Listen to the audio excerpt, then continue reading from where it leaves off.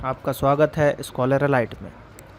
आप जो ये वीडियो देख रहे हैं, तो जो लोग ये वीडियो पहली बार देख रहे हैं उनसे मेरा ये रिक्वेस्ट है कि चैनल को आप ज़रूर सब्सक्राइब कर लें, उसके बाद वीडियोस को देखते रहें ताकि आपको नोटिफिकेशन मिलता रहे। तो चलिए आइए हम आज जो बात करने वाले हैं मॉडर्न हिस्ट्री में, वो है द बैटल ऑफ पलासी। ठीक है, पलासी का जो युद्ध हुआ था, ठीक है, उसके बारे में मैं आपको आज बताऊंगा कि पलासी का युद्ध किन किन के बीच हुआ, कैसे हुआ, कौन जीता कौन हारा, क्या क्या उसमें चीज़ें हुई। जो इम्पोर्टेंट फैक्ट हैं पलासी के युद्ध का, वो मैं आज आपको इसमें बताने जा रहा हूँ। ये मॉडर्न हिस्ट्री का जो सीरीज चलाया है मैंने, तो वो मैं आपको बता रहा हूँ। ठीक है, चलिए स्टार्ट करते हैं। पलासी का युद्ध, ये युद्ध 23 जून 1757 को हुआ था। अली नगर की संधि के बाद अंग्रेज़ों की आक्रमणता की भूमिका में थे। यानी कि जो अली नगर की संधि हुई थी, जो कि मैंने आपको, अगर आपने मेरा वीडियो देखा होगा बंगाल विजय के बारे में, जो मैंने वीडियो बनाया था, उस वीडियो में मैंने अली नगर की संधि बताई थी। तो जो लोगों ने वो वीडियो नहीं देखा है तो उस वीडियो को ज़रूर देख लें। ठीक है, उसके बाद तो यहाँ पे क्या हुआ है कि जो ये युद्ध हुआ था 23 जून 1757 को हुआ था। अब इसमें क्या हुआ था, ये सिराजुद्दौला के विरुद्ध मीर जाफ़र, जो कि सिराजुद्दौला का सेनापति था, जगत सेठ जो कि प्रसिद्ध साहूकार था, राय दुर्बल जो कि बिचौलिया था, और अमी चंद्र बंगाल का व्यापारी, इन सब के साथ मिलकर एक षड्यंत्र रचा। यानी कि अंग्रेज़ों ने क्या किया, सिराजुद्दौला के जो आसपास के लोग थे, सेनापति, साहूकार, बिचौलिया, व्यापारी, इन सबको उसने अपनी तरफ जो है मिला लिया, और जिसके कारण जो है सिराजुद्दौला अकेला पड़ गया। तो अब क्या हुआ कि सप्तवर्षीय युद्ध, इसी समय यूरोप में अंग्रेज़ों और फ्रांसीसियों के बीच जो है सप्तवर्षीय युद्ध भी आरंभ हो गया। यानी कि जो क्वेश्चन ये पूछा जाता है इससे कि यूरोपियों और फ्रांसीसियों के बीच कौन सा युद्ध हुआ था, तो सप्तवर्षीय युद्ध हुआ था। या सप्तवर्षीय युद्ध किन किन भी लोगों के बीच में हुआ था, तो यूरोप और अंग्रेज और फ्रांसीसियों के बीच में हुआ था। इस युद्ध के प्रभाव स्वरूप अंग्रेज़ों ने बंगाल में स्थित फ्रांसीसी बस्ती चंदरनगर, जो चंदरनगर था वो फ्रांसीसी बस्ती थी, इसको सन 1757 में जीत लिया। और सिराजुद्दौला इस घटना से क्रोधित हुआ और अंग्रेज़ों से उसका युद्ध अवश्य एवं भावी हो गया। यानी कि अंग्रेज़ों ने क्या किया कि चंदर जो बस्ती था उसको जीत लिया, तो इससे जो अब उसके हिस्से में आता था, ये बंगाल में आता था, तो वो थोड़ा सा आक्रोशित हो गया और उसने कहा कि नहीं, अब तो हम अंग्रेज़ों से युद्ध जरूर करेंगे। देखिए मेनली जो है पलासी के युद्ध में आता है कि किन किन के बीच में हुआ, तो सिराजुद्दौला और अंग्रेज़ों के बीच में हुआ। कब हुआ, 1757 में हुआ। तो ये सब क्वेश्चन पूछे जाते हैं जो इंपॉर्टेंट है, इनको आपको याद रखना पड़ेगा।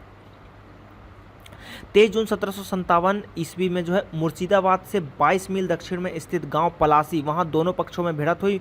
मीर जाफ़र इसका सेनापति था, किंतु वह अंग्रेज़ों से मिला हुआ था। यानी कि जो सिराजुद्दौला था उसका सेनापति कौन था, मीर जाफ़र था। ठीक है, जो कि अंग्रेज़ों से पहले से ही मिला हुआ था। सिराजुद्दौला इन सब की सेना लेकर गया और ठीक गया, और वहाँ जाकर सब उसी के खिलाफ हो गए और सिराजुद्दौला वहाँ अकेला रह गया। यानी कि जब सेनापति ही उसके साथ नहीं है, अब वहाँ सेना लेके गया होगा, फिर वहाँ सेना ने सब मुकर गए होंगे, अंग्रेज़ों की साइड सब सेना चले गए होंगे, और अकेले बेचारा जो है सिराजुद्दौला वहाँ खड़ा रह गया होगा। तो अकेले वो क्या कर लेता, तो अब सिराजुद्दौला को क्या बंदी बनाकर उसकी हत्या कर दी गई। तो ये बहुत ही जो है घिनौनी काम होती है कि कोई आपका व्यक्ति जो आपके साथ ही रहता, मान लीजिए आप किसी हॉस्टल में रहते हो और आपके साथ दो लोग रहते हैं और वही आपके दुश्मन हो, आपके साथ बातचीत करें लेकिन आपके दुश्मनों को भड़काएं, और एक समय आप कहो कि चलो लड़ाई हो गई है, उसको लेके जाते हो और वो उनकी तरफ से ही मिलके आपको मारने लगता है। तो ये वही बात हो गई, इसे बोलते हैं कि पीछे से पीठ में खंजर भोंकना। तो ये बहुत ही गलत बात थी।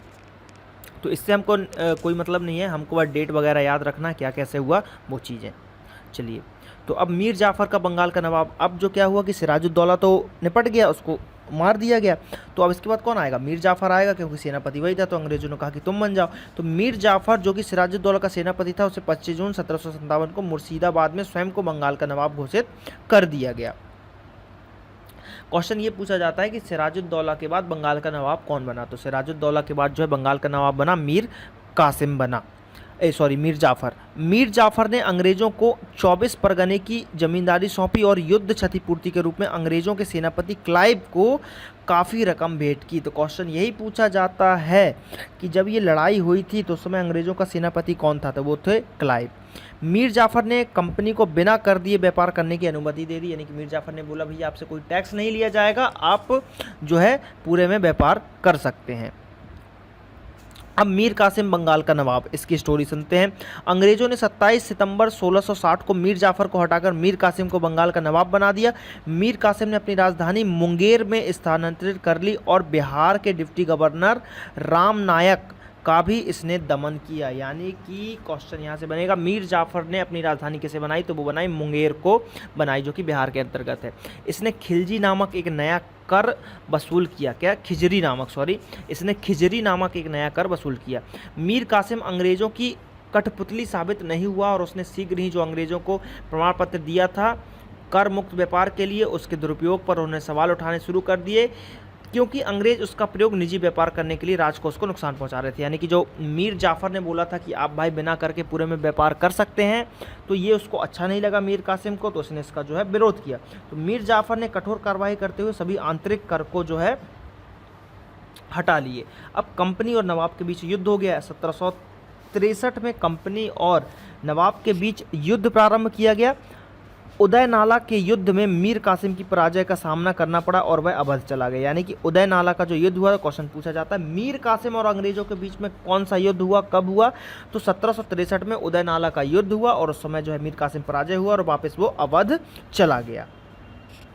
मीर जाफर पुनः बंगाल का नवाब बना। अब क्या हुआ, मीर कासिम हार गया तो मीर जाफर को पुनः बंगाल का नवाब बना दिया गया। उसने आते ही कंपनी की सारी सुविधाएं बहाल कर दी, यानी कि जो पहले जैसा चलता था वही चलने लगा। कंपनी के लिए चुंगी रहित व्यापार और भारतीयों के लिए 25% चुंगी देकर व्यापार करने की व्यवस्था की गई। यानी कि मीर कासिम ने उसका विरोध किया था कि भाई आप भी टैक्स दो, लेकिन जैसे ही वो हारा उसने फिर मीर जाफर को बना दिया। मीर जाफर ने कहा नहीं, हम अंग्रेजों से टैक्स नहीं लेंगे, लेकिन जो भारतीय, अब अंग्रेज टैक्स नहीं दे रहे तो सरकार के राजकोष में व्यापार कैसे आएगा, पैसा कैसे आएगा।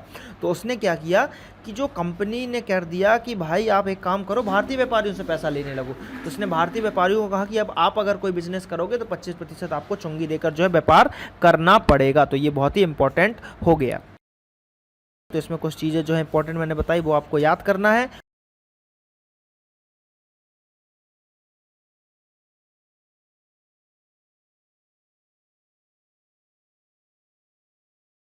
और जो है अब आपका काम है कि आप हमारे चैनल को जल्द से जल्द सब्सक्राइब करें, फेसबुक पेज को भी लाइक करें और यहाँ पे आप नेक्स्ट और प्रीवियस वीडियो की लिंक देख पाएंगे।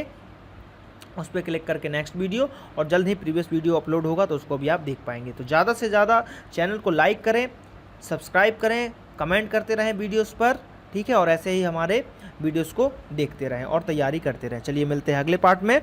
धन्यवाद।